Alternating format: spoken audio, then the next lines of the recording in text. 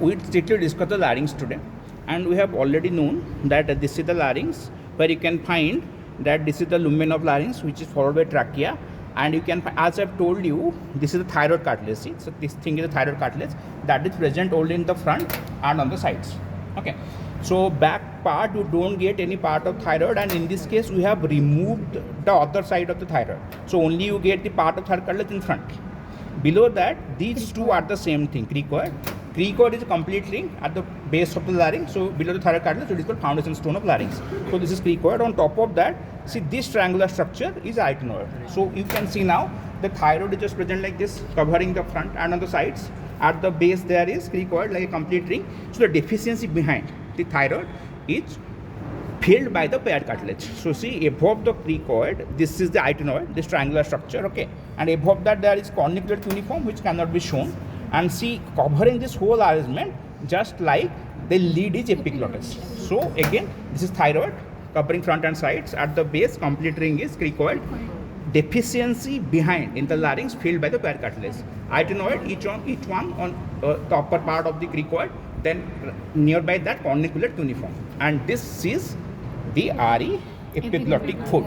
This is the RE epiglottic fold, which is spanning between the arytenoid and the epiglottis. Epiglottis can be tied here, and they ask it is which type of cartilage? It is elastic cartilage. E for E. Epiglottis is elastic cartilage, and you know, if this is one RE epiglottic fold, so between the two side RE epiglottic fold, this space is called laryngeal inlet. The communication between laryngopharynx and larynx. So see, this is nasopharynx behind nasal cavity, oropharynx behind oral cavity, and this is laryngopharynx behind larynx, and see, this is the communication between the laryngopharynx and this larynx, which is called laryngeal inlet, or simply inlet of larynx. Okay. Now see what you find here. If you remember the diagram, coronal section, okay, there are basically two folds, vestibular folds, vocal folds. Above the vestibular fold, it was your vestibule. Below the vocal folds, it was infraglottic compartment, and in between the vestibular fold and vocal fold, it was your sinus. Okay, so see, this upper fold, this one, see, this one is your vestibular fold. Okay, see, this fold, the vestibular fold, upper one, and the lower one is the vocal fold, and the vocal fold is true vocal cord.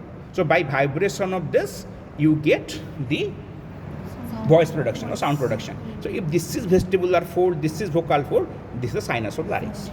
This is the sinus of larynx. Above the vestibular fold, this is vestibule of larynx. Below the vocal folds, this is infraglottic compartment that is continuous with the trachea.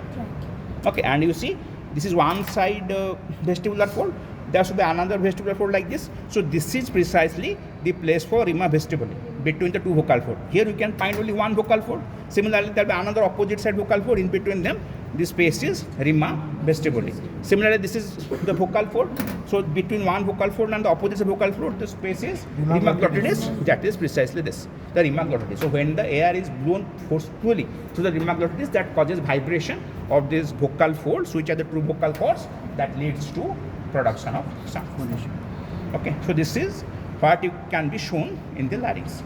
What are different cartilages? Where is the RE epiglottic fold, and what are the parts of the inside of larynx that you saw there on coronal section in the diagram, but this is we are demonstrating on the sagittal section. Okay, where you can observe inlet, then vestibule, then sinus, then infraglottic compartment. This is vestibular fold, this is vocal fold, and here you get the rima vestibuli, here you get the rima glottis. If obviously we put the two halves together. Okay, and another thing I told you about the piriform fossa. Okay, that is between the lamina of thyroid and the RE epiglottic fold. See, this is the RE epiglottic fold. So this side of the lamina of thyroid cartilage. So this is precisely the space. Okay, where I put the forceps for the piriform fossa, the lateral wall of laryngopharynx, where precious small objects can be hidden with practice, and they can taken out, smuggler fossa. Okay, so this is RE epiglottic fold. On that side, there will be the lamina of thyroid. So this is the place precisely, that piriform fossa. I taught it in pharynx, but left it to demonstrate in the larynx so that you can now understand easily. Okay. Go.